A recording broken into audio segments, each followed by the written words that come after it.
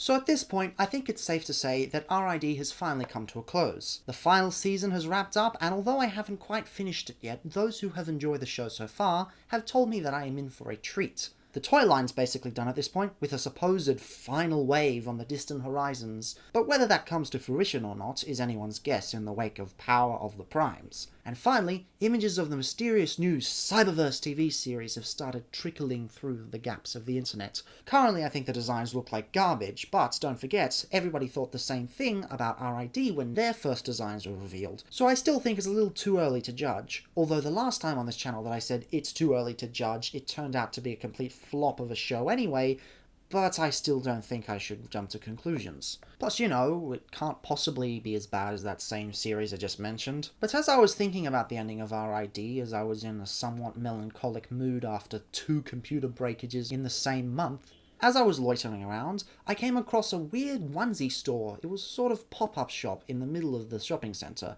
and in it they had a bizarre selection of knockoffs, one of which was this. As I've stated on this channel before, Weijiang is the king of bootlegging figures. I was a little bit skeptical, as usually stores like that only carry the worst knockoffs you could expect, but here it was, boxed and everything. Could another KO company be stealing Weijiang's name? Thankfully no, this is the real deal alright. Well, as real deal as a knockoff can get. On a day where I was already in a foul mood thanks to poor computer repairs, this was just what the doctor ordered. Which is me, ironically, because I purchased it. Now, some RID toys go for a robot-first approach in the design aspect, sacrificing the vehicle mode for a seamless robot mode, rather than compromising both. As such, it was a stroke of genius to base the design on Star Convoy, whose G1 toy already followed that design principle. And hey, I don't think he ever got released in the West anyway, so that's doubly good. Now, I personally love Bludgeon, Fracture, Windblade, and Megatronus, but you can definitely see some areas were sidelined to make the robot mode cleaner. Optimus is no exception, however given his roots he gets off a little better than the others. The truck mode hits all the main points at least, delivering an imposing silhouette with an unmistakably Polygon Pictures style. One thing you cannot deny about the show is that compared to Prime, the is vastly improved. Gone are the awkward hybrids of the movieverse and animated stylings, and instead we get a striking balance of mechanical detail and expressive designs. But although the design overall is nice, there are still a few things left to be desired. You unfortunately get a few gaps that would otherwise be covered in kibble, such as between the front and middle wheels and the entire back section. The latter isn't terrible, but looking at it for too long can dampen the fun. You can store the weapon there, but it doesn't look too great.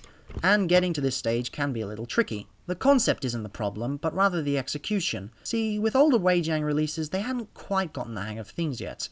Given that this is one of their debut pieces, or at least I think it is, Prime's is fairly minor. Where the pegs at the front were simply too tight to allow the axe to slot in, it only took 5 minutes of filing to fix it, but if you're buying this for younger kids, I'd expect the weapon to get lost after opening the box. Something that's a little less understandable is the lack of paint. Hasbro is partially to blame, as the original toy wasn't that well painted to begin with. However, Weijiang has made some rather odd choices. I do like how they took the large red block on the sides and broke it up to highlight the sculpted detail. It makes the truck mode look far less bland than the original. Unfortunately, the grille is no longer painted. Hasbro's attempt wasn't the best, deciding to spray the whole front section in black. However, Weijiang has instead just left the whole thing blank. There's a lot missing here, and for the first time with a toy I actually feel like I need to fix the paint on this. That said, I guess they sort of make up for it with the windows. That was a detail that Hasbro entirely missed out on, and I'm glad they filled it in here.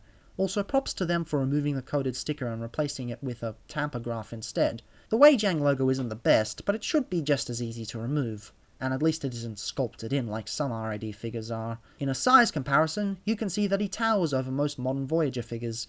However, don't let his cheap price fool you. He may be upscaled from a deluxe, and he may have been $5 to $10 less than said size, but thanks to his plastic being extra thick and a hefty chunk of die-cast in the center, this figure is solid as a rock. Given that RID Optimus Prime is inspired by Star Convoy, it's only fitting that he has the same transformation. Just for a quick refresher, parts forming! Ah! No! Swivel of the waist, and the arms go down, and the head pops up. So that's the gist of the Star Convoy transformation. and RID Optimus Prime is almost identical. You do, of course, have these new side panels which help with the screen accuracy of the wheels on the back. Bloody brilliant, by the way, getting the wheels on the back here instead of that weird spindly line that they have on the Japanese leader class version. Not very good. Also no hollow legs because you don't have to have anything in there. So then those go back. The waist swivels, just as the original.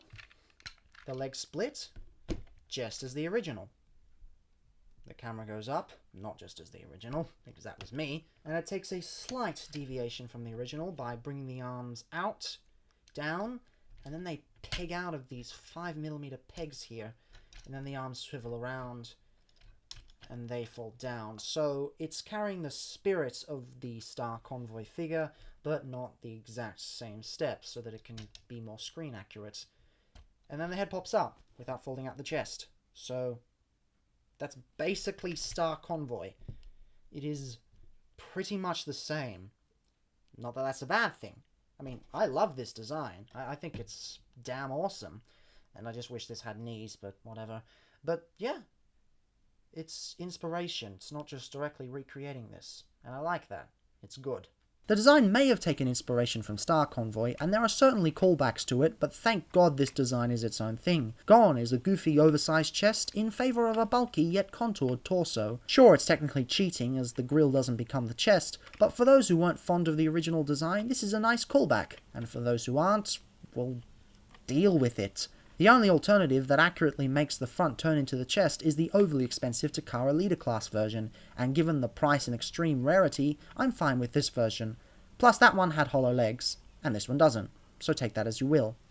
Overall, this design's pretty cohesive. Aside from the backs of the thighs and the shoulders, there aren't that many hollow parts. He does sort of have kibble issues with the unsightly backpack, and, as my friend put it, boxing gloves, but they're minimal issues. And of course, how could we forget the selling point of this KO version? The added die-cast. The entire chest is now die-cast metal, which doesn't do much to help the balance of the figure, but makes him feel much like a premium piece, which he probably didn't need to begin with because of his impeccable plastic quality, but it's nice to have. Unfortunately, this use of die-cast is probably the root of all the paint problems. On the original, it was molded plastic, so Hasbro only had to use one coat of paint, but because it's metal here, they had to paint over the whole thing in 2 colours at least. Because of this, sacrifices had to be made to the rest of the figure. While it is lovely that they added silver to the kneecaps, which was a feature that the original sorely needed, they unfortunately got rid of the paint on the feet. They didn't manage to clean up the paint on the head, making the silver look far less sloppy, but unfortunately they forgot to paint the eyes. And no, that is not light piping, I checked. The final nail in the paint coffin is the axe, which had its lovely orange stripped bare. Even if I wasn't going to fix up the rest, I still need to fill this in. In the coming weeks I'll grab a top coat, as I've already got an orange lying around. That said, Hasbro themselves have often been lazy when it comes to paint, particularly in previous years, and this figure makes up for it in his design alone. He's also surprisingly nimble for a chunky fella. His head is on an extremely tight swivel, his arms hinge upwards and swivel forwards, and his elbow is on a ball joint, allowing for a lovely bicep swivel. I do see it caking up in there a bit though, so later I might have to tighten it up with some floor polish or some super glue. It's perfectly tight for now though. Sadly, no wrist swivel due to the integrated kibble, but thanks to the transformation we get a lovely waist swivel, which is greatly appreciated. The rest is pretty stock standard, with universal hips, thigh swivels, and a 90-degree knee bend. No ankle tilt, but given the source material, the design, and the transformation, it's not that big of a deal. It would have been nice to add some ratchets here and there, but it's not the end of the world. Size-wise, he's about Voyager height, albeit a lot heavier and a lot thicker, thanks to the plastic quality and the hefty die-cast. Also, I can't believe I forgot to mention this, but you can store the axe on the shoulder.